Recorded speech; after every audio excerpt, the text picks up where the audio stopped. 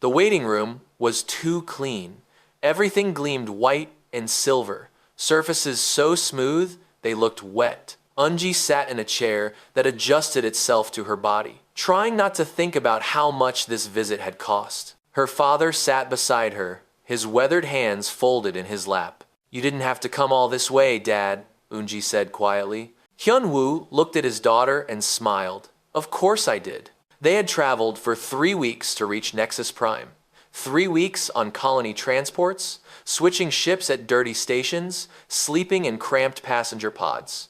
All to reach this place, the medical station that orbited the most advanced world in the galaxy. If anyone could help her, it would be the doctors here. A door opened without making a sound. A creature walked through, and Unji tried not to stare. She had seen aliens before, of course. The mining colony where she lived had workers from a dozen different worlds.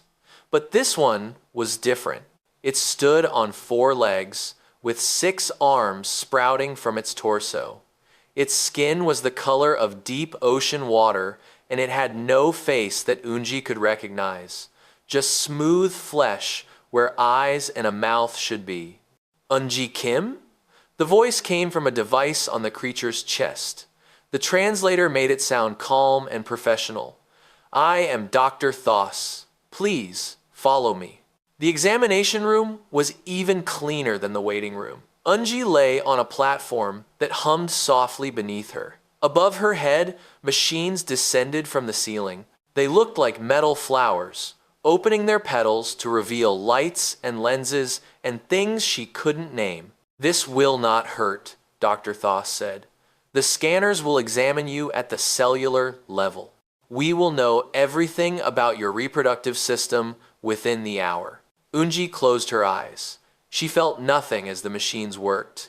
No pain, no sensation at all. Just the quiet hum and the knowledge that alien technology was looking inside her deeper than any human doctor could see. Her husband Taeyang had wanted to come. She had told him no. Someone needed to keep working at the colony, and the trip was expensive enough for one person. But now, lying under these strange machines, she wished he was here. She wished she could hold his hand. The hour passed slowly. When the machines finally pulled away, Dr. Thos was quiet for a long time. The alien stood at a console, its multiple arms moving across controls that meant nothing to Unji. Finally, it turned.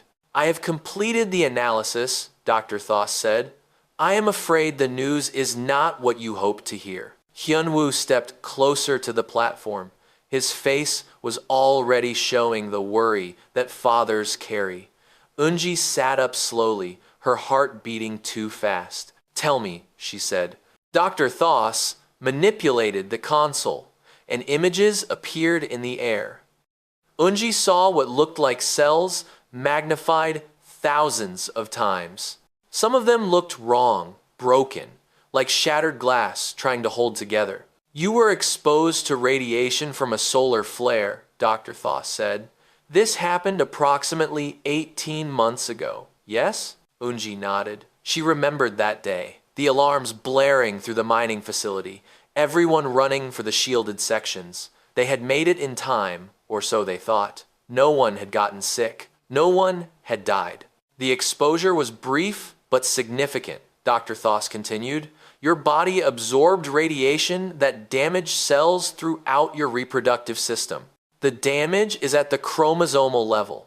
The structures that would allow you to conceive and carry a child have been compromised beyond repair." The words hit like physical blows. Unji heard them, understood them, but couldn't quite believe them. "Beyond repair?" Hyun-woo said. "There must be something. Gene therapy, cellular regeneration, something."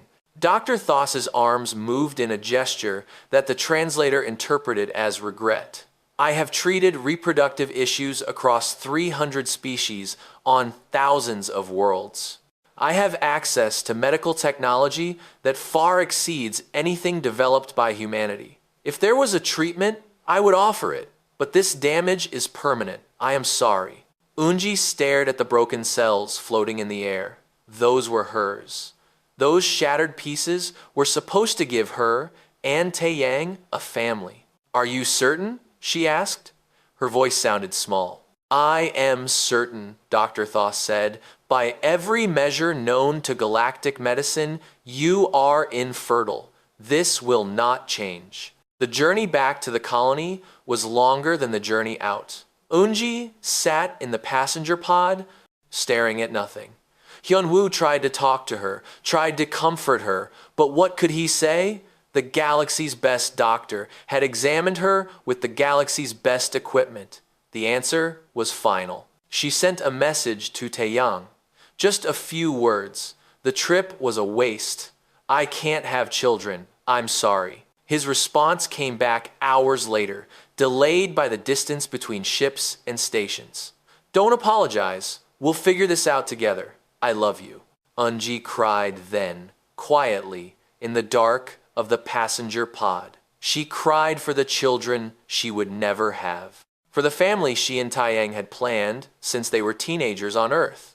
For all the ordinary dreams that had just become impossible. When they finally reached Hadley 7, their mining colony, on the edge of settled space, Taeyang was waiting at the dock. He held her without speaking, and that was enough. They went home to their small quarters, 3 rooms carved out of the colony's residential section. That night, lying in bed, Taeyang held her hand. We could adopt, he said quietly. There are always children who need families.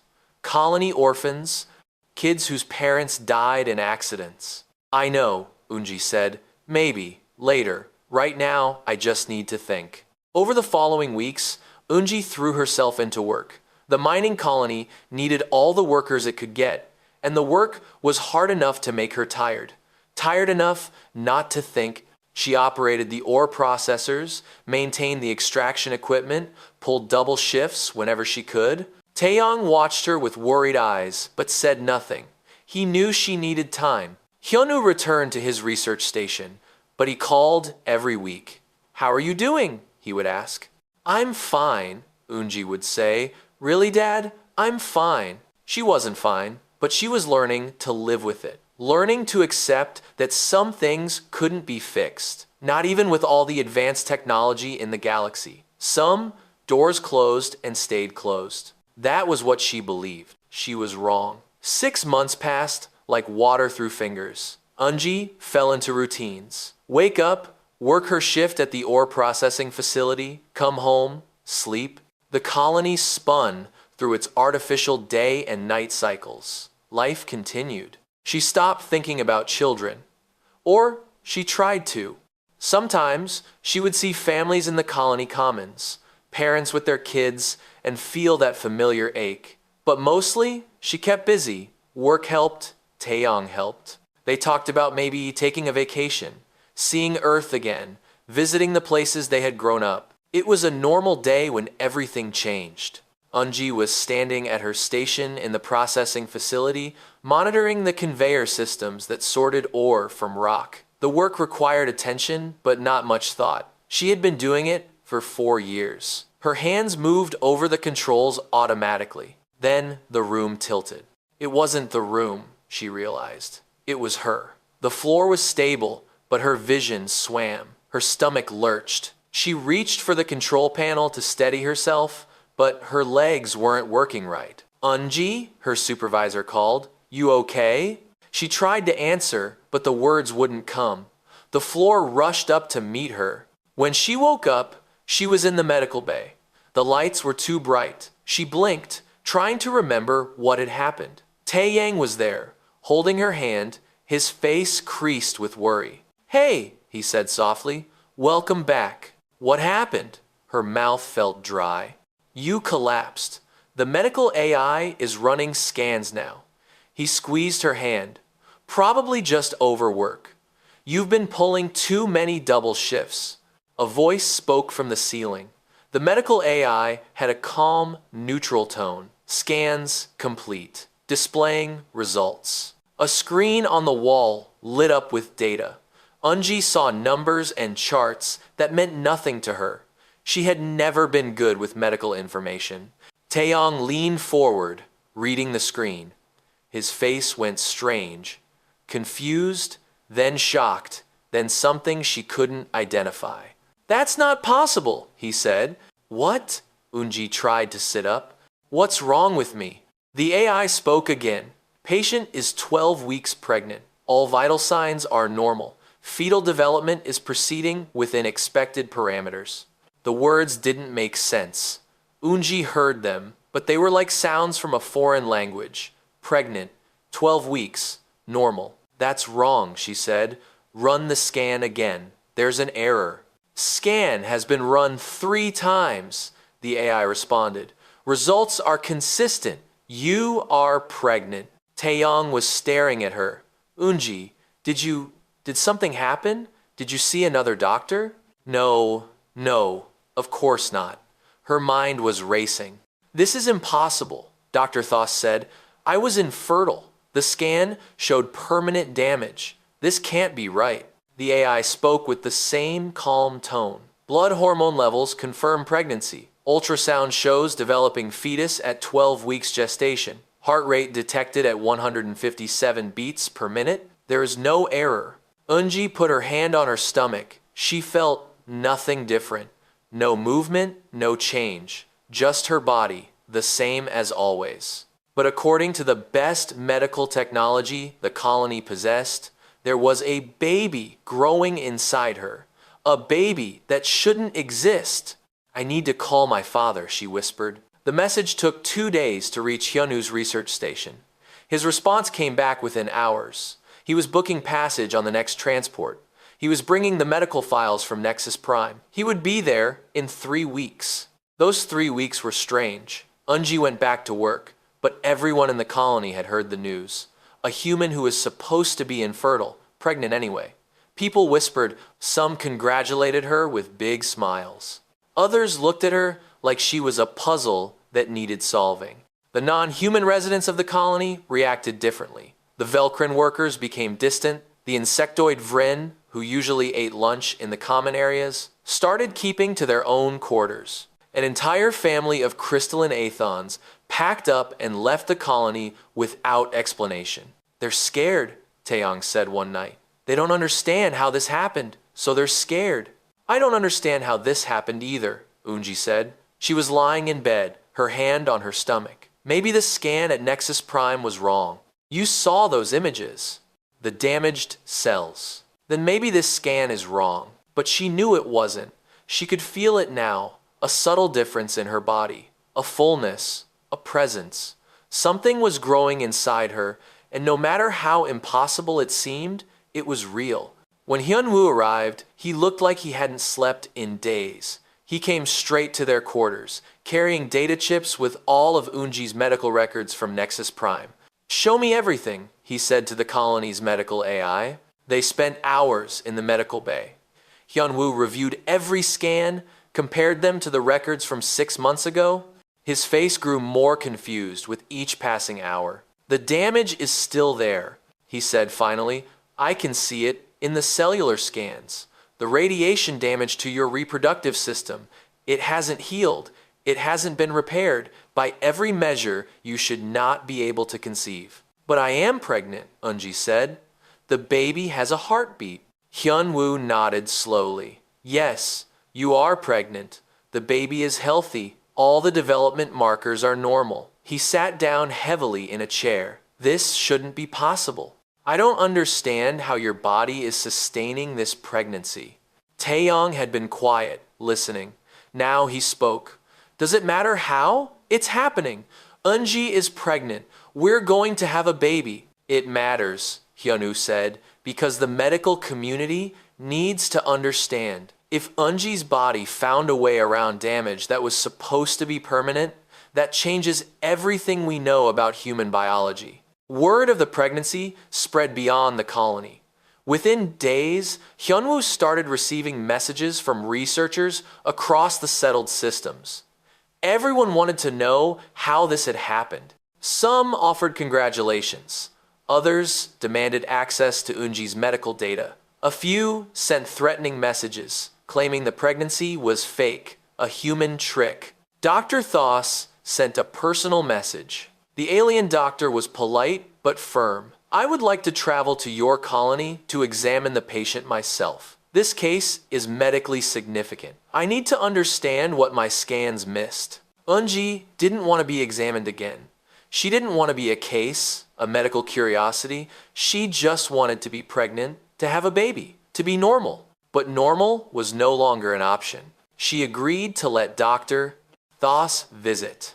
The Velcrin doctor arrived 4 weeks later, bringing medical equipment that took up an entire cargo container. The examination was thorough and uncomfortable. Dr. Thos scanned every part of her body, took blood samples, ran tests that Unji didn't understand. Finally, the alien doctor delivered its findings in their small quarters. Hyunwoo was there, and Taeyong, all of them crowded into the living space. The pregnancy is real, Dr. Thos said. The fetus is healthy and developing normally, but the cellular damage I identified 6 months ago is also real. It has not healed. Your body should be rejecting this pregnancy. The damaged tissue should not be able to support fetal development. Then how is it happening? Unji asked. Doctor, Thos's arms moved in what might have been a shrug. I do not know. Your body appears to have created new pathways around the damaged areas, cellular structures that do not exist in standard human biology. It is as if your reproductive system rebuilt itself using methods I have never seen. Is the baby safe? Taeyang asked. That was all he cared about. For now, yes, but I cannot predict what will happen. This is unprecedented. Unji felt the baby move for the first time that night. A flutter like butterfly wings against the inside of her stomach. She put her hand there and felt it again. Impossible or not, her baby was alive. Dr. Thos didn't leave the colony after the first examination. The Velcrin doctor set up a temporary research station in one of the unused storage sections. More equipment arrived each week. More scientists, too. First one, then 3, then a whole team of alien researchers from different worlds.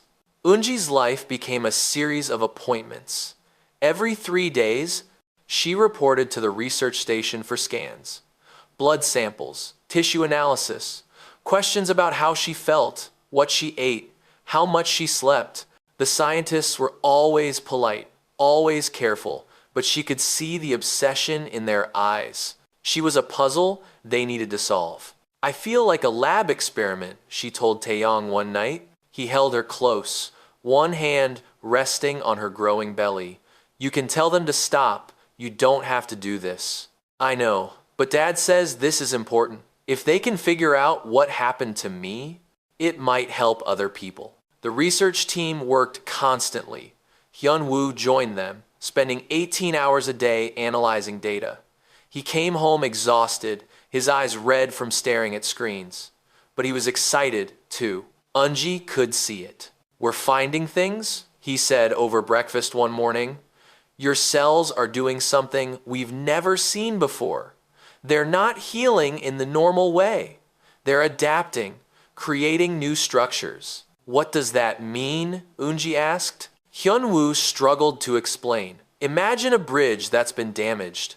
Normal healing would be like repairing the damaged parts. But your body isn't doing that. It's building a completely new bridge next to the old one, using materials and methods that shouldn't exist. Dr. Thos called a meeting when Yoonji was 20 weeks pregnant. The whole research team gathered in the station's small conference room. Yoonji sat at the center, feeling like she was on trial. We have made significant progress in understanding your condition, Dr. Thos began.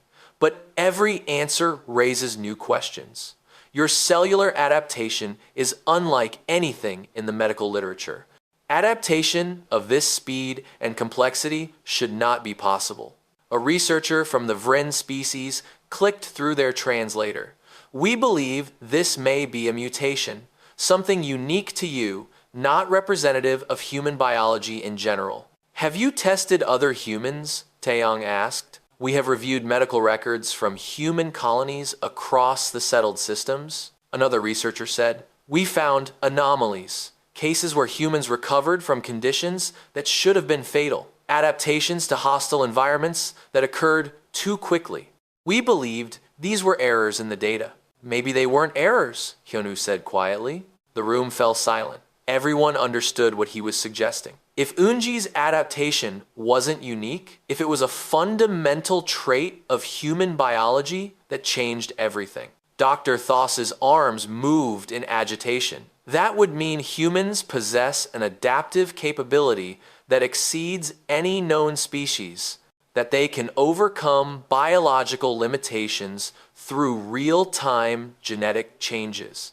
This is not how evolution works. Maybe it is for humans, Hyunwoo said. The research continued, but the atmosphere changed. The scientists weren't just curious anymore. Some of them seemed frightened. They handled Eunji's samples with extreme care, like they were dangerous. Conversations stopped when she entered a room. News of the pregnancy spread further. Media organizations from a dozen worlds requested interviews. Scientists she had never met published papers speculating about her condition. Some praised human adaptability. Others warned about genetic instability. On a human news network, a cheerful host called Eunji the Miracle Mother. On a Velcrin channel, a serious commentator questioned whether humans should be allowed to colonize without genetic screening. An Aethon philosopher gave a lecture about the dangers of unpredictable biology in a stable galactic order. Eunji tried to ignore it all. She focused on the baby. At 25 weeks, she could feel distinct movements. A kick, a stretch. The baby was getting bigger, stronger. Sometimes Taeyong would put his hand on her belly and laugh when he felt the baby push back. "Strong kid," he said. "Takes after her mother." "You don't know it's a girl," Eunji said. "I know," Taeyong said. Father's intuition. But the outside pressure was building. The Galactic Medical Council sent an official request for Eunji to travel to Nexus Prime for comprehensive study. The message was polite, but underneath was a clear expectation that she would comply. Ambassador Ji-hae Park contacted them directly.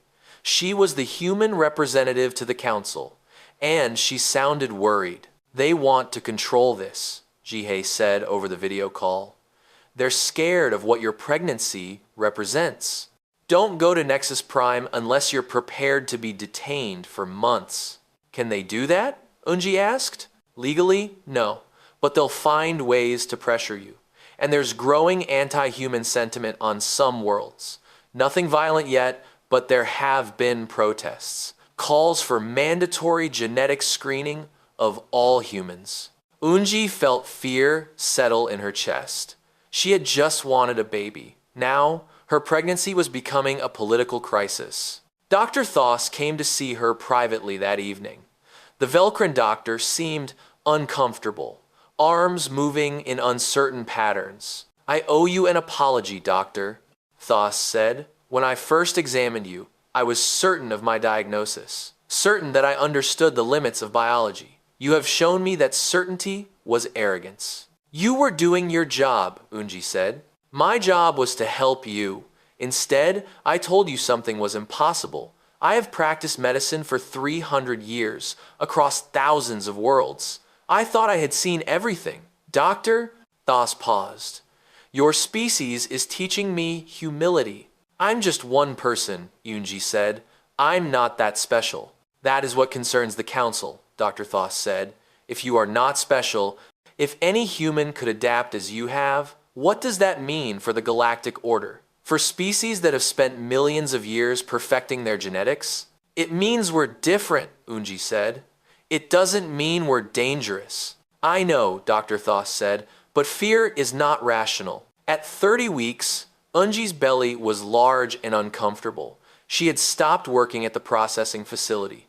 The doctors said she needed rest. She spent her days in their quarters, reading, talking to Taeyong, feeling the baby move. Hyunwoo brought her data sheets sometimes, showing her the cellular scans. She didn't understand most of it, but she looked anyway. Those images showed her body doing impossible things, creating pathways that shouldn't exist, supporting life in tissue that was too damaged to function. I still don't understand how, she said. Hyunwoo smiled. Maybe that's the point. Maybe humans don't need to understand something to do it. We just do it anyway. The baby kicked hard, right against Unji's ribs. She winced and laughed at the same time. Yeah, she said, rubbing her belly. We just do it anyway. Outside the colony, debates raged. Scientists argued. Politicians made speeches. News anchors speculated. But inside their small quarters, Unji and Tae-yang prepared for their baby. They set up a small nursery in the corner of their bedroom, painted the walls soft yellow, argued about names. The impossible pregnancy continued. Week by week, day by day, the baby grew stronger, and the galaxy watched, waiting to see what would happen when the impossible became real. The summons from the Galactic Medical Council arrived when Unji was 32 weeks pregnant. It wasn't a request this time. It was a formal order for her to appear before the Council on Nexus Prime within 2 weeks. Ambassador Jihye Park called immediately. Her face on the screen looked exhausted. Don't come, she said. This is a trap. They're going to try to keep you there until after the birth. They want to control the whole process. Can they force me? Unji asked. They'll try. They're claiming this is a matter of galactic medical security, that your pregnancy represents an unknown biological phenomenon that requires immediate study. Taeyang stood behind Unji, his hand on her shoulder. What if we just refuse? Then they'll send enforcers to the colony, or they'll threaten sanctions against human settlements. They have options. Jihye rubbed her face. I'm fighting this, but I need time. The council session is in 4 days. I'll represent human interests, but it's not looking good. The next 4 days were tense. Unji tried to rest, but anxiety kept her awake. The baby seemed to sense her stress, moving constantly, kicking and turning. Dr. Thos visited daily, checking her vital signs, making sure she was healthy. Whatever happens, the Velcrin doctor said, I will not let them harm you or your child. You have my word. On the day of the council session, Unji and Taeyang watched the broadcast from their quarters. Hyunwoo sat with them, his face grim. The council chamber was massive, a circular room with seats for representatives from hundreds of worlds. At the center was a raised platform where Jihye stood, looking small and alone. The Council Prime spoke first. It was an Aethon, a being made of crystalline structures that caught the light like diamonds. Its voice was cold and precise. We convene this emergency session to address a matter of significant concern. A human female, Unji Kim, is currently pregnant, despite having been definitively diagnosed as infertile by this council's own medical staff. This pregnancy should not exist. We propose immediate transfer of the human female to our primary research facility for comprehensive study and monitoring through delivery and beyond. Jihye's voice was steady but angry. My name is Unji Kim, not the human female. She is a citizen of the Terran Colonial Federation with full rights and protections under galactic law. You are proposing to imprison a pregnant woman because she makes you uncomfortable. Murmurs ran through the council chamber. Several representatives began speaking at once. The Council Prime called for order. A Velcrin representative spoke next, but it wasn't Dr. Thos. This one sounded officious and cold.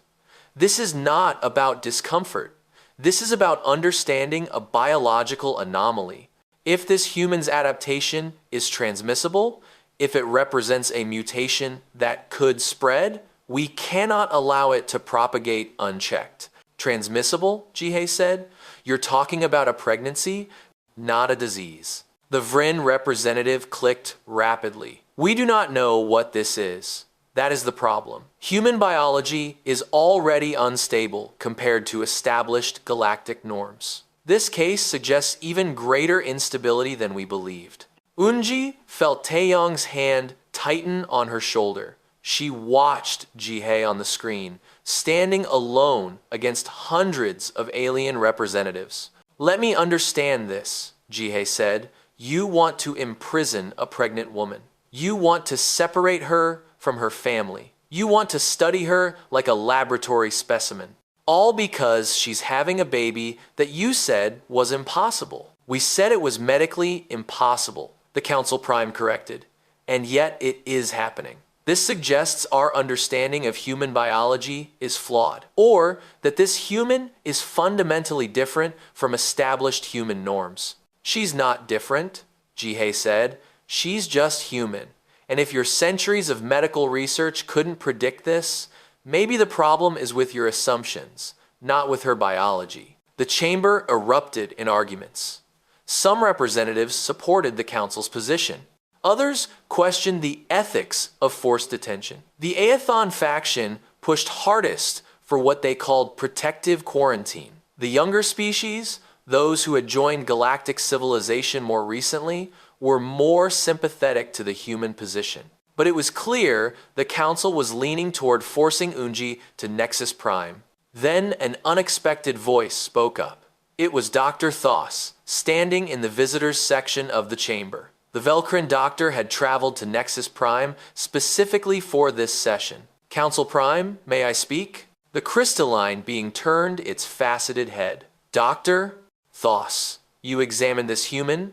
What is your professional opinion? My professional opinion, Doctor, Thos said slowly, is that I was wrong. I diagnosed Unji Kim as permanently infertile. I was certain, based on centuries of medical experience and the best technology available, I was wrong. This pregnancy has forced me to reconsider fundamental assumptions about biology. Exactly our point, the Council Prime said. This case requires intensive study. No, Dr. Thos said firmly. This case requires humility. For millennia, we have pursued medical perfection through genetic engineering. We have eliminated disease, extended lifespans, optimized our biology. We have also stagnated. When was the last time any of our species showed true biological adaptation? When did we last surprise ourselves? The chamber fell quiet. Humans are inconvenient, Doctor, Thos continued. They are unpredictable. They do not fit our models. But perhaps that is not a weakness. Perhaps we have spent so long controlling biology that we have forgotten what uncontrolled life looks like. You suggest we simply allow this to proceed? The Vrin representative clicked. Without oversight? Without ensuring the safety of the galactic community? I suggest we treat Unji Kim with the dignity she deserves, Doctor, Thos said. She is not a threat. She is a pregnant mother who wants to have her baby in peace. If we cannot grant her that basic respect, what does that say about our civilization? The debate continued for hours. Unji watched until she couldn't anymore, then went to lie down. Her back ached. The baby was pressing on her bladder. She felt tired and scared and angry all at once. Taeyong came to check on her. You should eat something. I'm not hungry. The baby needs food. She smiled despite herself. The baby seems fine. It won't stop kicking. When she returned to watch the broadcast, the vote was being called. Jihei stood on the platform, waiting. The Council Prime announced the results. The motion to compel Unji Kim's transfer to Nexus Prime fails by a margin of 3 votes. Unji felt tears on her face. Taeyong pulled her close. But the Council Prime wasn't finished. However, the Council does mandate the following restrictions. No human female diagnosed as infertile may attempt pregnancy without prior genetic screening. Any future cases of adaptive pregnancy must be reported immediately to the Medical Council. And we strongly recommend increased monitoring of human genetic patterns across all colony worlds. Jihei's voice was tight with controlled anger. These restrictions are discriminatory and unenforceable. They are precautionary, the Council Prime said. And they are now galactic law. The broadcast ended.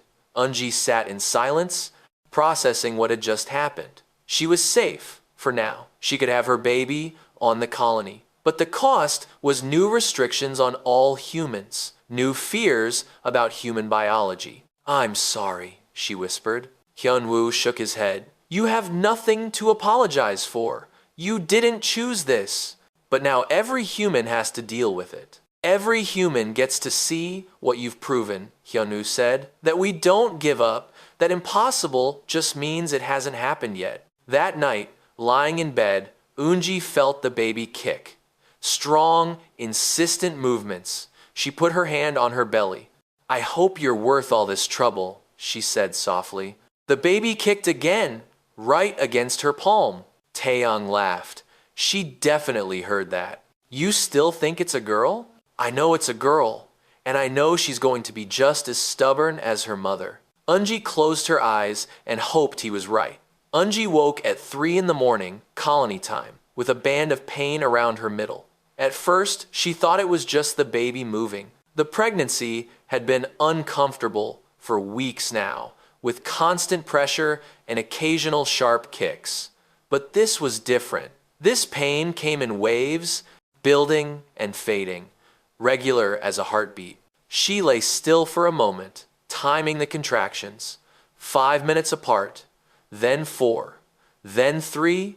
"Taeyong," she said quietly, then louder. "Taeyong, wake up!" He was awake instantly, sitting up in the dim light. "What's wrong?" "The baby's coming." The medical bay erupted into controlled chaos when they arrived.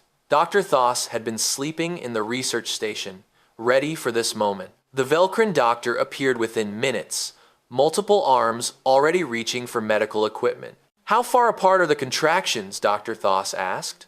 2 minutes, Eunji gasped. The pain was getting worse. The alien research team arrived next, crowding into the medical bay with their equipment. Hyunwoo came running from his quarters, still pulling on his shirt. Everyone talked at once, setting up monitors, preparing instruments, checking vital signs. "Everyone out," Taeyong said loudly, "except the medical staff. Everyone else, out." Several researchers protested. This was a historic moment. They needed to document everything. Taeyong stood firm, his body blocking the doorway. "My wife needs space. Out. Now." Hyunwoo helped usher the researchers into the hallway. Only Dr. Thos and the colony's medical AI remained. Taeyong held Eunji's hand, his face tight with worry. "It's too early," Eunji said between contractions. "The baby's not supposed to come for 3 more weeks." "Early is common for first pregnancies," Dr. Thos said calmly. "The baby's vital signs are strong. We will monitor closely." The hours that followed blurred together. Pain, rest, more pain. Eunji walked the corridors when she could, trying to help the labor progress. Taeyong walked with her, supporting her weight when the contractions hit. Hyunwoo paced outside the medical bay, wearing a path in the floor. Dr. Thos monitored everything with multiple screens and instruments. The Velcrin doctor's arms moved constantly, adjusting equipment, checking data, preparing for delivery. "The labor is progressing normally," Dr. Thos said after 6 hours. "But your adaptive biology is creating complications. The birth canal is not dilating as expected." "What does that mean?" Taeyong asked. "It means this will take longer than standard human delivery. Your wife's body is still adapting even now during labor. I have never seen anything like it." The contractions got worse. Eunji felt like her body was being torn apart. She tried to breathe through the pain like the medical AI instructed, but each wave was stronger than the last. Outside, in the corridor, news of the labor had spread through the colony. Human workers gathered in small groups, waiting for updates. Some of the alien residents came too, standing apart but watching. The research team had set up portable equipment in the hallway, monitoring what they could from a distance. Ambassador Jihei Park sent a message from Nexus Prime. "The whole galaxy is watching. No pressure." At hour 10, Eunji screamed for the first time. The pain was beyond anything she had imagined. Taeyang held her hand so tight his knuckles turned white. "I can't do this," Eunji gasped. "It's too much." "You can," Taeyang said. "You're the strongest person I know." Dr. Thos examined her with instruments that glowed soft blue. The baby is in position, but there is resistance. Your damaged tissue is creating obstacles. Your body is trying to adapt around them, but the process is slower than the labor itself. Can you help her? Hyunwoo asked from the doorway. I am trying, but I cannot force biology to move faster. We must wait for her body to complete the adaptation. Another hour passed, then another. Eunji lost track of time. There was only pain, brief moments of rest, and then more pain. She heard voices around her, but couldn't focus on the words. Everything narrowed to the struggle happening inside her body. At hour 12, something changed. Eunji felt a shift, like something giving way. Dr. Thos's arms moved rapidly across the monitoring equipment. The adaptation is complete, the alien doctor said. The birth canal has opened. Eunji, when the next contraction comes, you need to push. The final stage of labor was brutal. Eunji pushed with everything she had, feeling like her body would break. Taeyong stayed beside her, whispering encouragement she couldn't hear over her own harsh breathing. I can see the head, Dr. Thos said. One more push, you can do this. Eunji gathered what strength she had left and pushed. She felt the baby move, felt the impossible sensation of a life leaving her body. Then, suddenly, the pressure released. The pain faded to a dull ache, and she heard crying. Dr. Thos moved quickly, multiple arms working to clean and examine the newborn. The crying continued, loud and strong, the most beautiful sound Eunji had ever heard. A girl, Dr. Thos said. Healthy, all vital signs normal. Taeyong laughed, a sound somewhere between joy and relief. I knew it. I told you it was a girl. Dr. Thos placed the baby on Yoonji's chest. She was tiny, red-faced, screaming with impressive volume. Eunji put her hands on the small body, feeling the warmth, the realness of her daughter. Hi, she whispered. Hi, baby. The crying stopped. The baby's eyes opened, dark and unfocused, looking toward her mother's voice. In the hallway, cheers erupted. The news spread through the colony at light speed. A healthy baby girl, mother and child both safe. The impossible pregnancy had succeeded. Dr. Thos ran comprehensive scans while Eunji held her daughter. The Velcrin doctor worked in silence for a long time before speaking. The baby shows no genetic damage, Dr. Thos said quietly. None? The radiation markers present in your DNA are completely absent in the child. How is that possible? Hyunwoo asked. I do not know. Genetic damage should transfer from mother to child. It is fundamental biology. But this child's genetics are clean, perfect, as if the damage never existed. Eunji wasn't listening to the medical discussion. She was counting her daughter's tiny fingers, memorizing her face, breathing in the smell of new life. Taeyong sat beside her on the medical bed. What should we name her? They had discussed names for months but never made a final decision. Now, looking at her daughter's face, Eunji knew. Hana, she said. It means flower. Something beautiful that grows against all odds. Hana, Taeyong repeated. Perfect. The research team wanted to run more tests. They had questions about the birth, about Hana's genetics, about the adaptive processes that had allowed the pregnancy to succeed. Dr. Thos kept them at bay. The mother and child need rest. Tests can wait. Yoonji spent the next hours simply holding Hana. The baby nursed, slept, woke to cry, and nursed again. Normal baby things. Ordinary miracles. Messages poured in from across the galaxy. Human colonies celebrated. Medical researchers sent congratulations mixed with requests for data. News networks broadcast the story to billions of viewers. But in the quiet of the medical bay, none of that mattered.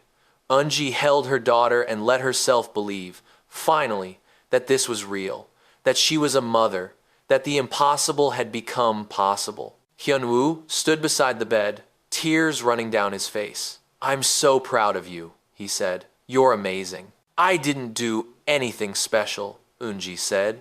I just didn't give up. That's what makes it special, Hyunwoo said. That's what makes you human.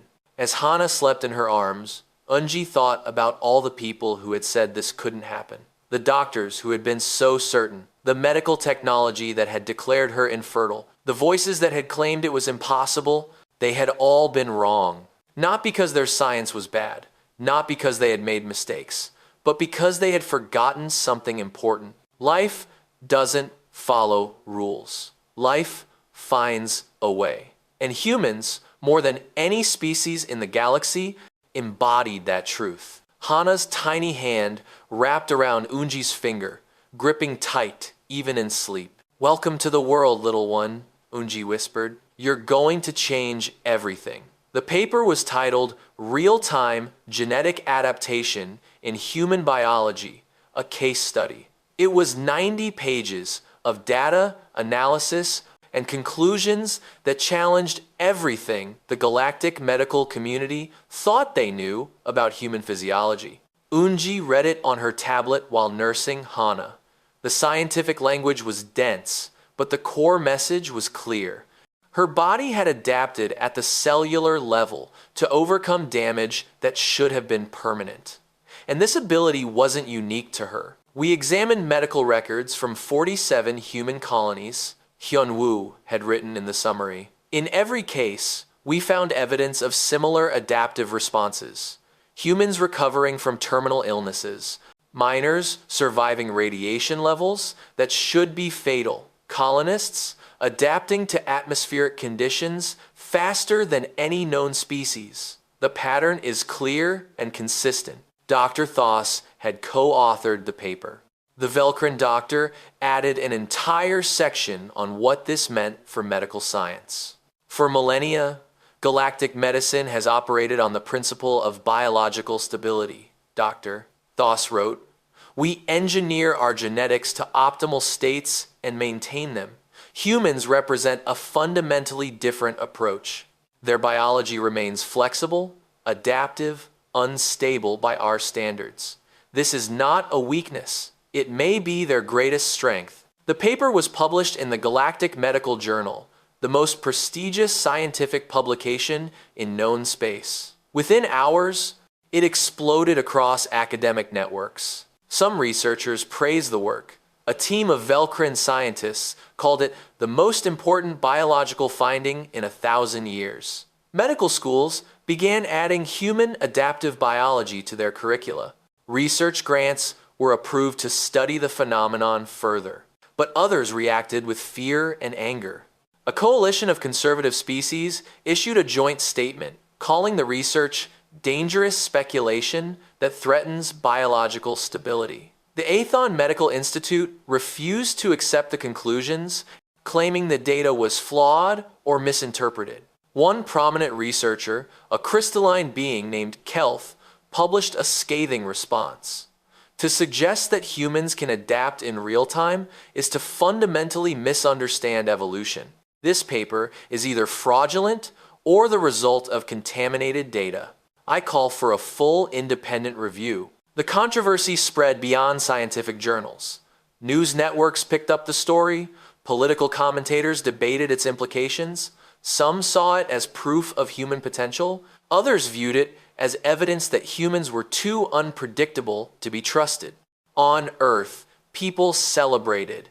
Human colonies threw parties. Children learned about Yoonji Kim in school, the mother who proved doctors wrong. T-shirts appeared with slogans like "Humans find a way" and "Impossible is just a challenge." But in some alien communities, the reaction was darker. Protests erupted on 3 worlds, demanding restrictions on human immigration.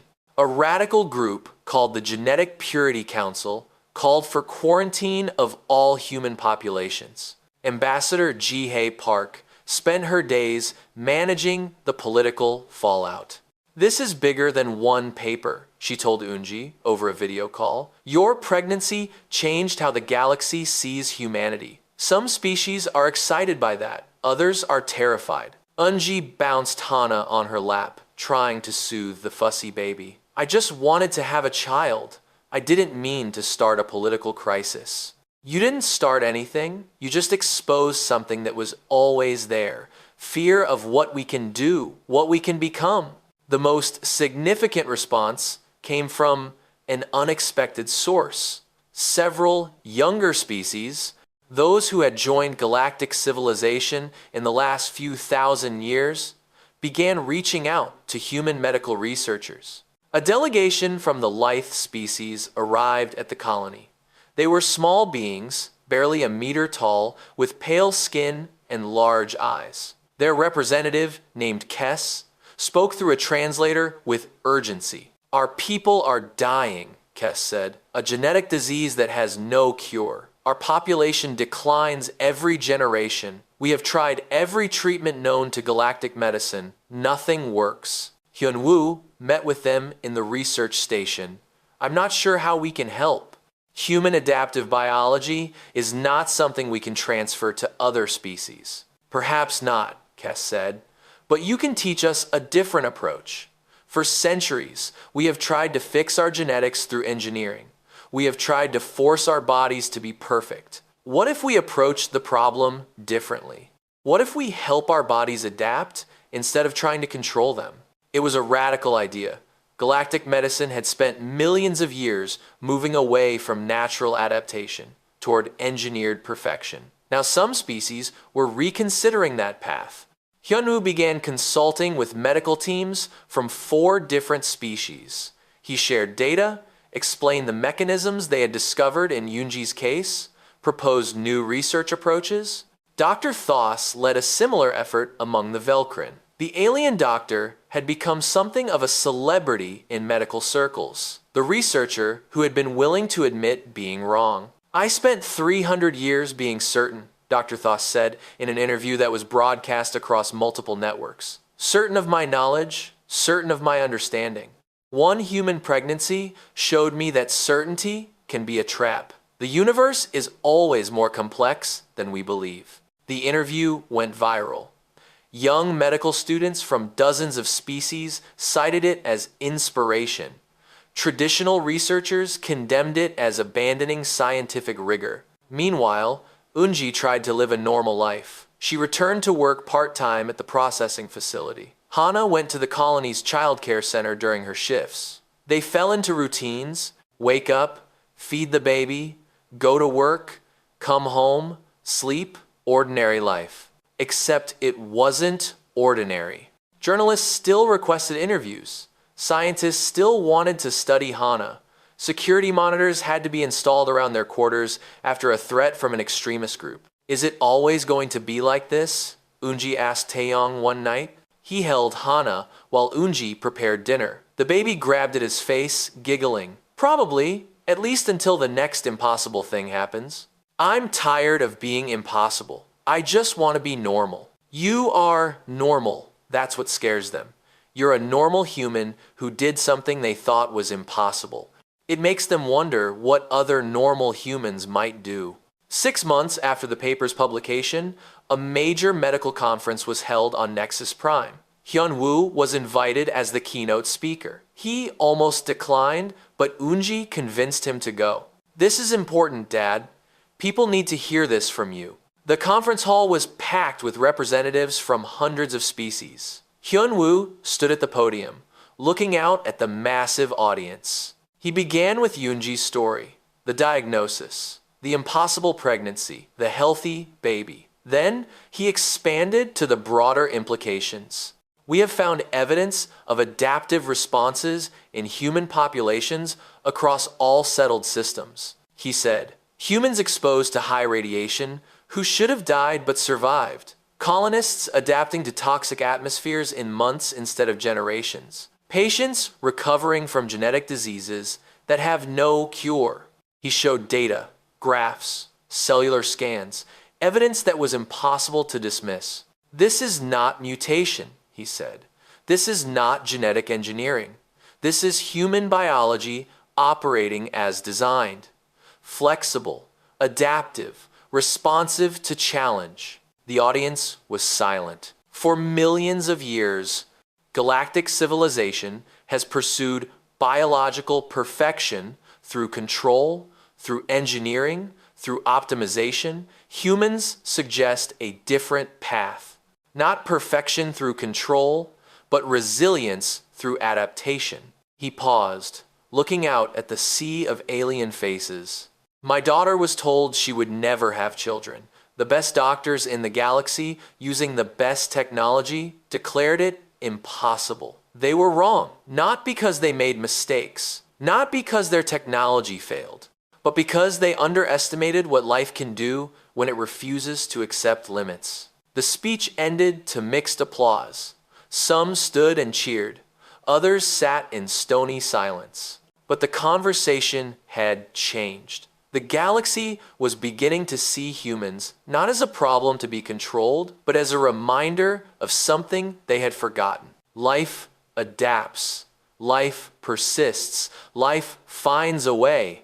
And humanity, for better or worse, embodied that principle more than any species in known space. That night, Hyun-woo called home. Eunji answered with Hana on her hip. How did it go, she asked. I told them your story. Our story. And? Hyun-woo smiled. I think some of them are starting to listen. On the screen, Hana reached toward her grandfather's image, babbling happily. She's getting so big, Hyun-woo said. She takes after her mother, stubborn and impossible. They both laughed. Across the galaxy, minds were changing. Slowly, reluctantly, but changing nonetheless. The impossible had happened, and if it could happen once, it could happen again. The future was uncertain, but humanity had never feared uncertainty. They thrived in it. Hadley 7 had grown from a small mining colony to a thriving settlement. New residential sections, better facilities, a real school instead of just a learning center. Progress came slowly to the edge of settled space, but it came. Eunji stood at the observation window in the colony commons, watching ships come and go from the docking platforms. Her hair showed some gray now. Her body carried the marks of 2 decades working in the mines and raising a child. But she felt good, strong, alive. Taeyang came up beside her, putting an arm around her waist. Thinking about anything in particular? Just remembering. This window was where I stood when I first came back from Nexus Prime. When Dr. Thoss told me I'd never have children, long time ago. Doesn't feel that long. They watched in comfortable silence as a transport ship docked. Passengers began streaming out, heading into the colony. Among them was a young woman in a formal academic robe, carrying a case of diplomas and awards. Hana saw her parents and waved a huge smile on her face. She ran across the commons, dodging workers and visitors, and threw her arms around Eunji. I'm home. Eunji held her daughter tight. Congratulations, doctor. It feels weird being called that. I keep thinking people are talking to Grandpa. Hyun-woo appeared from the residential section, walking slower than he used to, but still spry for his age. Did someone mention me? Hana hugged him next. I got the scores back from the final exams. Top of the class.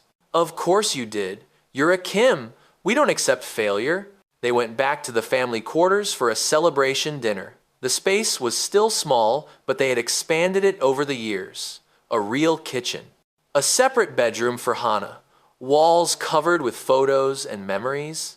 As they ate, Hana talked about the Galactic Medical Academy, her studies, her thesis on spontaneous cellular adaptation, the research she wanted to pursue. Dr. Thoss says there's a position opening at the Velkrin Medical Consortium, Hana said. Senior Research Fellow. They specifically want someone who understands human adaptive biology. Are you going to take it? Eunji asked. I don't know. It's a great opportunity, but it means leaving the colony, leaving you. Taeyang smiled. You've been leaving the colony since you were 18. This is just the next step. We'll be fine, Eunji added. We want you to chase your dreams. Hana looked at her mother with an expression that mixed love and exasperation. You know, half the reason I went into medicine was because of you, right? Your pregnancy. The way you proved everyone wrong. I didn't prove anyone wrong. I just had a baby. You had an impossible baby. You changed how the galaxy thinks about human biology, about adaptation, about limits. Hana leaned forward. Do you know what they call the field I'm studying? They call it Kim adaptation theory, named after Grandpa's research, named after you. Hyunwoo chuckled. I tried to get them to name it something more scientific. They insisted. After dinner, Hana unpacked her things while Eunji cleaned up. Through the wall, she could hear her daughter talking to Taeyang about the research position. The excitement in her voice, the nervous energy of someone about to start a new chapter. Later that night, Hyunwoo found Eunji at the observation window again, looking out at the stars. Can't sleep? He asked. Just thinking about everything that's happened, everything that's changed. Any regrets? Eunji thought about the question. The pregnancy that shouldn't have been possible, the political crisis it triggered, the years of scrutiny and pressure, the way her daughter had grown up in the spotlight, always known as the impossible baby. No, she said finally, no regrets. It was hard, but it was worth it. Oh, Hyunwoo stood beside her. You know what I think about sometimes? That day in Dr. Thoss's office, when we got the diagnosis. You were so devastated. I thought my life was over. And now look, Hana's a doctor. She's going to continue the research, maybe help other people who face impossible odds. She's going to be great, Yoonji said.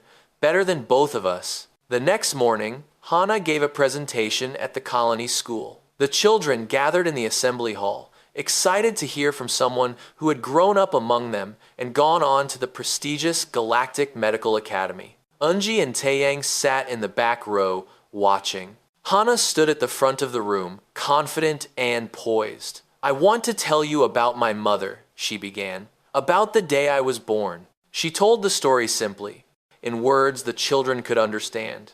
A mother who was told she couldn't have a baby.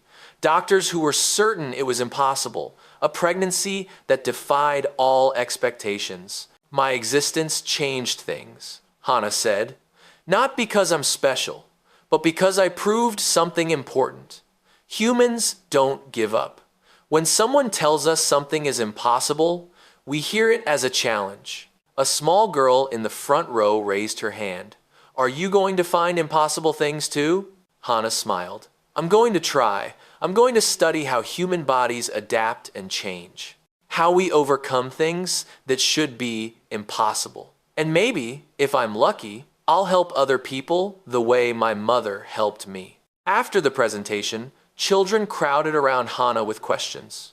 Eunji watched her daughter handle the attention with grace, answering each child seriously, making them feel heard. She's good at this, Taeyang said. She gets it from you.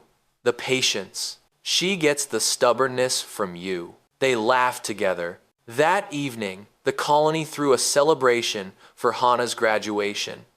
The commons was decorated with lights and banners. Human workers mixed with alien residents, all coming together to honor one of their own. Dr. Thoss had traveled from Nexus Prime for the occasion. The Velcrin doctor looked older now, movements slower, but still sharp and observant. Congratulations on your graduation, Dr. Thoss said to Hana. Your thesis was exceptional. I had good teachers, including you. I learned as much from your mother as she learned from me. Perhaps more. Dr. Thoss turned to Eunji. Do you remember the day I told you that you were infertile? Every detail, Eunji said.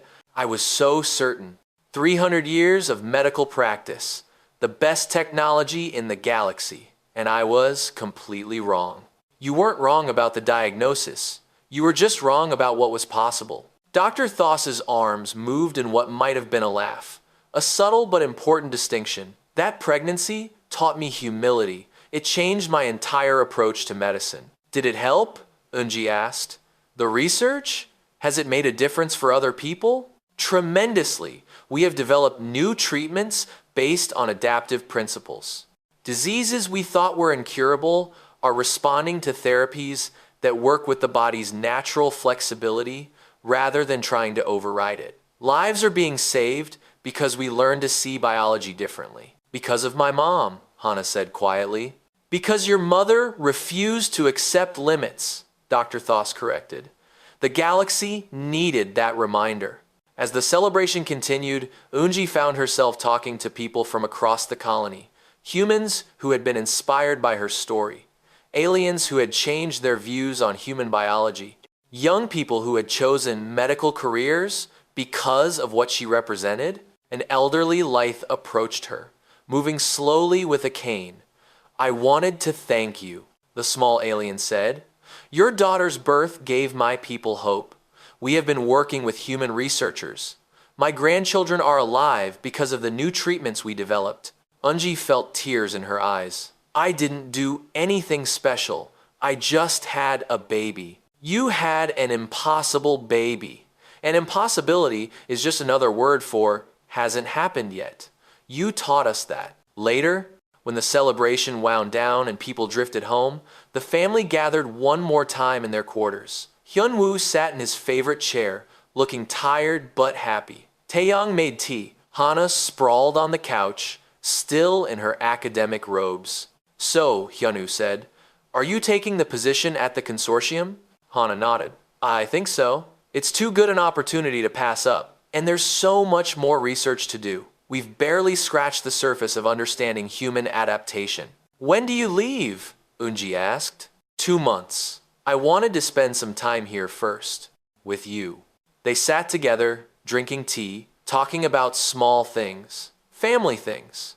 The kind of conversation that didn't make history, but made life worth living. Before bed, Unji went to Hana's room. Her daughter was packing, sorting through belongings accumulated over 20 years. Can I tell you something? Unji said. Of course. I used to worry that your childhood was ruined. That growing up as the impossible baby would hurt you. That all the attention and pressure would make you resent me. Hana stopped packing and looked at her mother. Mom, you gave me life, literally, against all odds. Everything I am, everything I've accomplished, started because you refused to give up. I didn't have a choice. You were already there, already growing. You had choices every day. You could have given in to the pressure, could have let the council take you to Nexus Prime, could have hidden from the spotlight. You didn't.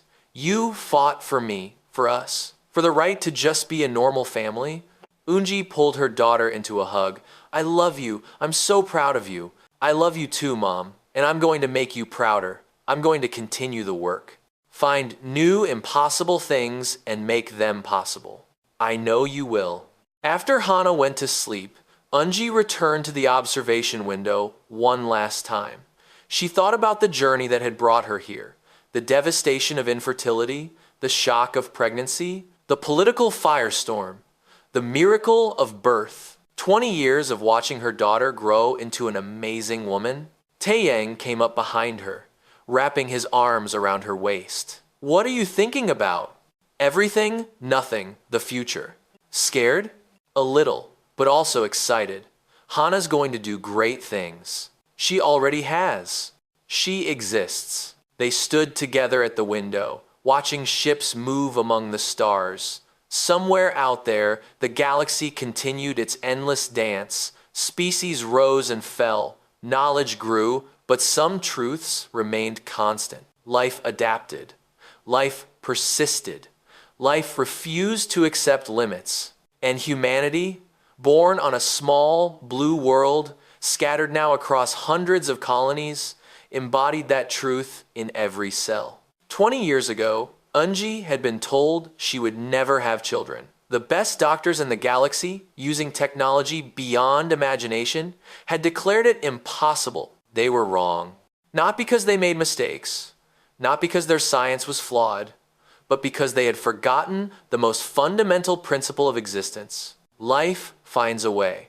And Unji, ordinary in every way except one, had proven it. She had made the impossible real. And in doing so, she had changed the galaxy forever. Far away, on Nexus Prime, the Galactic Medical Council met to discuss new research proposals. Among them was a petition from the Velcrin Medical Consortium to establish the Kim Institute for Adaptive Biology, a research center dedicated to studying human adaptability and developing treatments based on those principles. The vote was unanimous in favor. In classrooms across hundreds of worlds, young students learned about Eunji Kim and the pregnancy that changed medicine, about the mother who refused to accept impossible, about the daughter who carried that legacy forward. And on a small mining colony at the edge of settled space, a family slept peacefully. Tomorrow